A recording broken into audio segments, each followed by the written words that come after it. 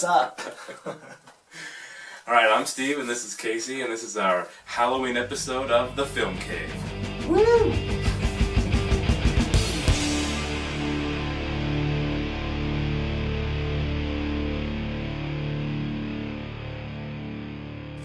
Okay. Cool.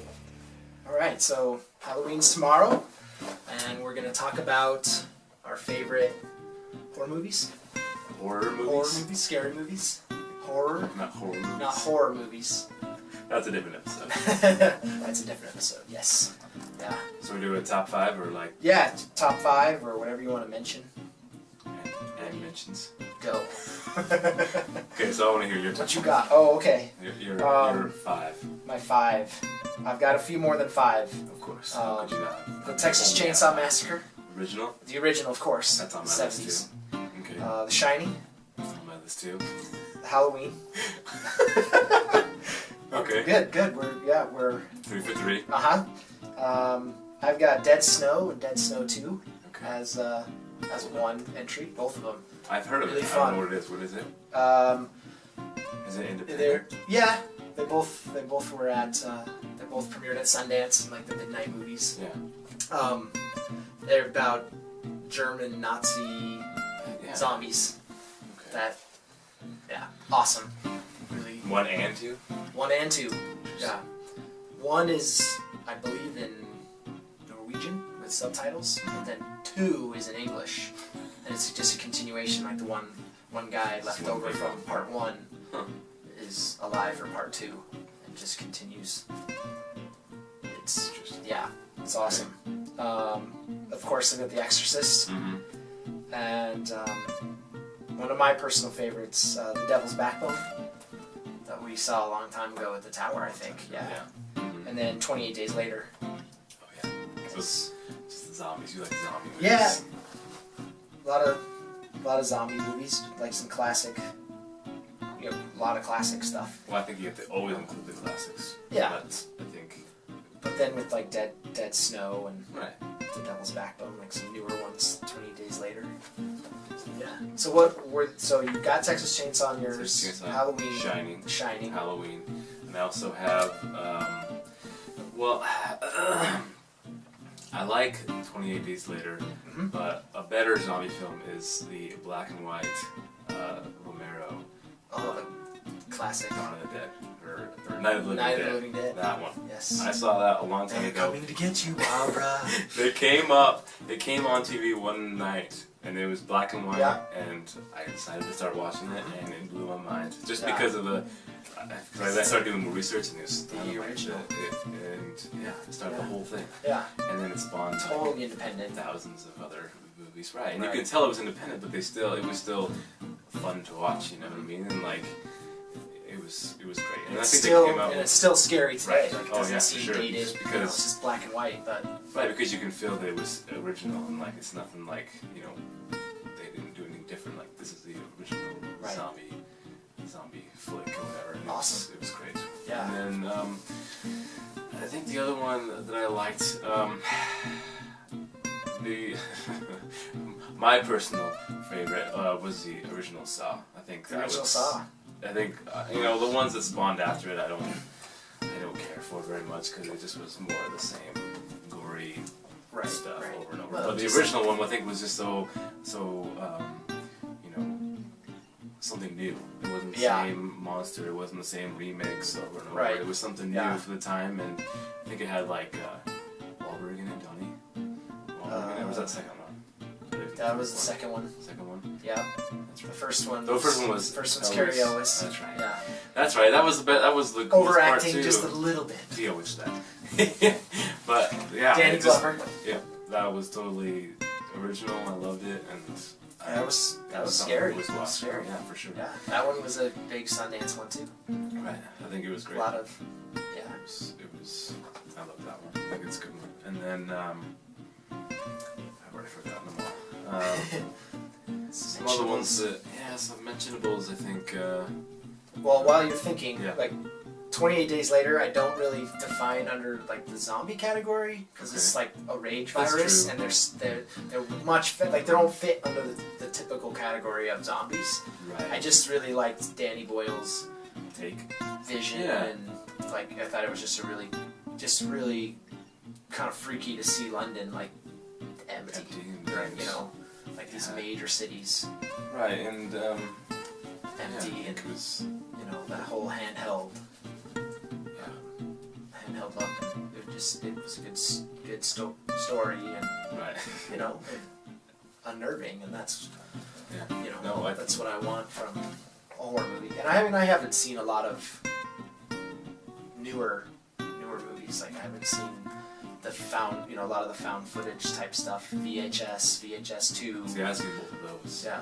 See, those, I think, like more I've seen VHS just because I heard so much, you know, talk about it, and it was kind of like becoming like cult status just because of you know, the found footage thing. I think it's kind of coming back, but that was a while ago, and it was okay. Like, there was, you know, we had like different directors doing their own little takes stories on it, and that was I think that was a cool part of it, you know, just them, they had like, I think it was like 10, 20 minutes showing like a different thing, and there was a story, and then there was a whole story behind it too, like, and then it went into the videos they were watching. Like, there was someone trying to watch these videos, they were trying to steal. There's a reason why they were pulling up all the different stories. And the stories were good, and there was just a couple that was just like, it was just way over the top, like too much gore, too much. I mean, like, even for a horror movie, it was just too violent. Like, I can take violence, like I like violence, but it was like, because of, I think maybe because it was supposed to be real. You know what I mean? Like, it was supposed to be this found footage of real things happening, which maybe I think they kind of take it too far sometimes. But then I watched the second one, and more the same, where there was some that were just like totally out of control. Scary still, for sure, but just a little out of control. But there was a really cool one that had to do with aliens, like actual aliens. And I watched like the behind the scenes of that, and it was really cool. Like, it made me appreciate it more. The whole found footage thing, there was the Blair Witch Project, I think. Is obviously the mainstream one. It actually started back in the 80s, I think 1980, 81, with this movie called like, it was like Holistic Cannibal or Cannibal something like that. It was done by this like Indian director. And he did it in the vein of like almost like a mockumentary. And sort of started that. Like, the Blair Witch was great. I mean, you know, after everything was said and done, I think it was like $500,000, and they've made like hundreds of millions of dollars, you know. But like, I remember watching it. But I remember watching it, and it was like, I was scared because it was supposed to be real. Did you see it in theaters? No, I think I saw it. I know we watched it at a Halloween party, I think, at Dave's. That's the first time I saw it. And I think that was the first time I saw it, and I was so pumped to see it. I like could not wait. I just never got a chance to in theaters, and I think it was just a little bit overhyped by the time I finally saw it, and it was just like. And I think because too, everybody thought like. But since seeing it again. Great. I mean, I think at the time it was just super overhyped. So the way it was shot, and it was like. But it's very effective, scary. Yeah, for sure. It's good. Another one that's very recent that I loved is called You're Next. From a lot of the same guys that have done stories for VHS and VHS2. This whole film buddies group. But that was great. Just a kind of a routine story of strangers attacking a family in a remote house with animal masks on, but it does a good job of obscuring the whole. There's no really big actors. But it's got the same kind of aspect where it's like they're just at this house and these people like the strangers, the one with Liv Tyler. Liv Tyler, that's what I'm thinking of. Okay, similar in that they're being attacked by just random people for pretty much no reason. But really good, funny, like, you know, a lot of black humor and like sort of just not making fun of the horror genre, but playing with, you know, like what you think is going to happen. Really cool, very, very bloody. Nice. And that's definitely worth a mention for something a little bit newer. It is on Netflix, so you can check it out. Yeah. Well, cool. So we had a lot of those movies in common then. Exorcist, first time I saw it in high school, because they re-released it. Terrified me. Yeah, they re-released it. You know, like I remember you guys coming back the next day at school. You're like, I couldn't even sleep last night. I didn't sleep that whole night. I slept like on my couch in the living room with the lights on, and I swear to God, I woke up with the lights like flickering, and like it was a trip. Yeah, but now I mean, it doesn't have. I think it's just that first time. Right. You know, big screen. It was scary.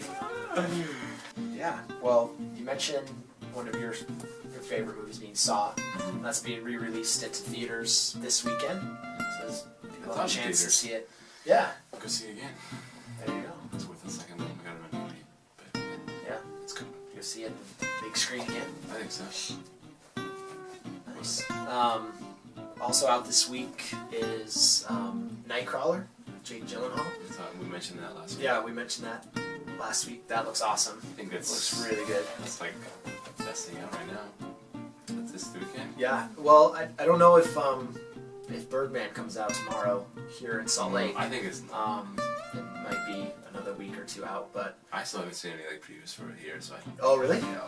Oh yeah. I think it's like there's lots of trailers out. Well, yeah, trailers out, but like on TV, usually you'll start seeing them on TV. Oh yeah, yeah. I mean, because it's a little bit of a lower budget. Like their TV budget might not be as big. That's true. But I've heard lots of amazing things. Yeah. About that. I'm super psyched to see that. It comes out this way. It's awesome to watch for sure.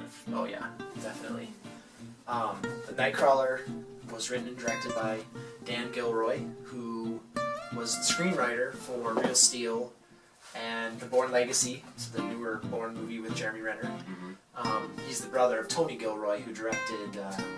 That's what I'm thinking of. Wrote I think, couple of Bourne movies, the ones with Matt Damon, the second and third maybe, and it looks great. Jake Gyllenhaal looks super intense, and I think it's gonna be very suspenseful.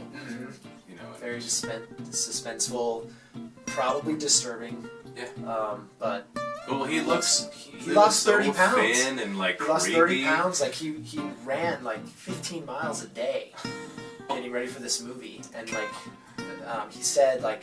He started kind of like feeling like a coyote, like running around like the LA hills, you know, like it's very, I guess, coyotes are very kind of incorporated into this movie, so we'll see. Looks dark, looks good. Definitely going to try and see that this weekend.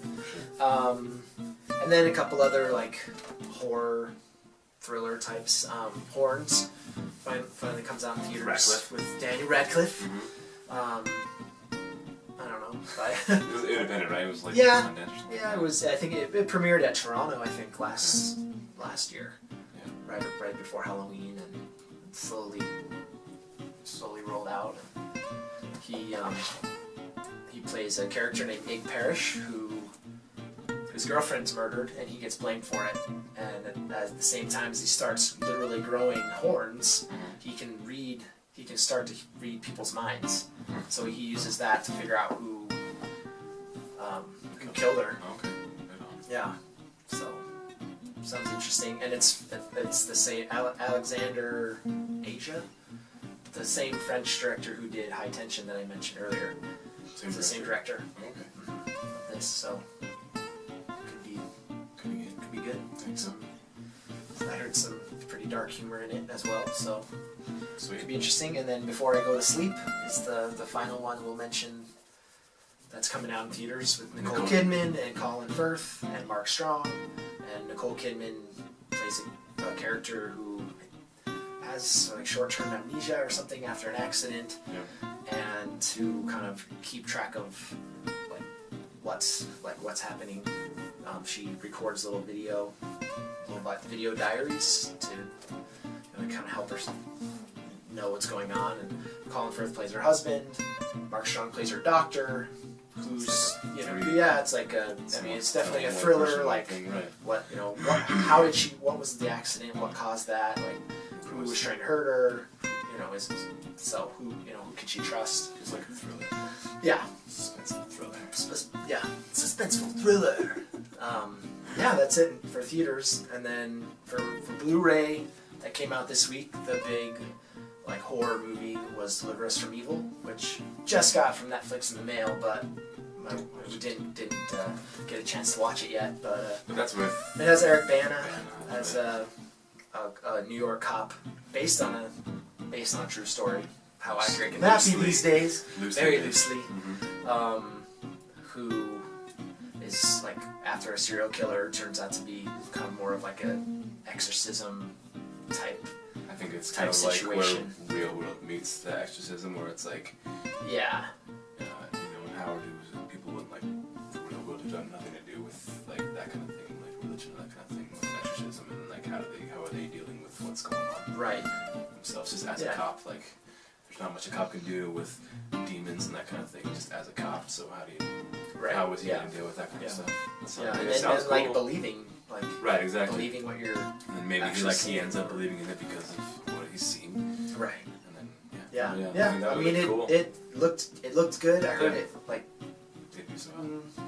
It didn't do so hot, but Scott Derrickson was the director of that. He did The Exorcism of Emily Rose, and he's going to direct which one? Doctor Strange. Oh, that's right. Yeah, so he stopped to do Doctor Strange, but so that's the big Halloween movie out on Blu Ray this week. The scary movie. Yeah, and then also out on Blu Ray this week is Begin Again with Mark Ruffalo and Keira Knightley. I saw a musical from I saw a preview for it and a featurette about it and that kind of stuff. I read about it in Entertainment Weekly, and it sounded really good. I'm interested in what after I was interested in Ruffalo before and how he has this musical background or whatever, but how this whole plays into a character that's because you think of him as a Hulk now. So when he does these other, and it's not even a high budget, it was a kind of a lower budget thing, but I mean it looked really good, it looked interesting, and I think it's something you should watch for sure. For sure. Just for the music. I mean, some great it's all original music it sounds like, and for sure. we could see it pop up for Best Original. Yeah, Best Original Song nomination for sure. From the writer and director of Once. It's the same guy. And then the last movie out on Blu-ray this week is Wish I Was Here. The Zach Braff. Zach Braff. One. Didn't get a chance to see that one, but I definitely was interested in it. The trailer looked, it's very, very musical and it's musically just well done. And kind of like his Garden State. Exactly. Very musical. He knows how to compose great shots, but I don't know much about the story, but definitely we'll seek that one out. I think the one, I think it was a line or whatever from it, saying that he was working actor and never really got along with his kids, but now he has to spend some time with his kids, and so he's kind of what he does with his kids. Yeah. That he doesn't spend a lot of time with. Right. He's somewhat of a working Right, he's actor. gonna homeschool him or something, and I don't know. Could be good. I like Garden State, so. I liked it too. I think that was a liker he can. Yeah, definitely. I thought it was good. We saw it when it came out in theaters. That was good. Yeah. I liked it. Awesome. Well, that does it for this issue of episode of. We can call it an issue. Yeah. Whatever. Issue episode. Issue episode. Number 3. Yeah. Number 3. Rolling right along, and we'll actually have a 4th one up real soon. Yeah, we're special gonna do edition of special Marvel with all the news Marvel that came stuff. out yesterday. Yeah. But I think that'll be coming out soon. right behind this one. That's right. All right. Peace.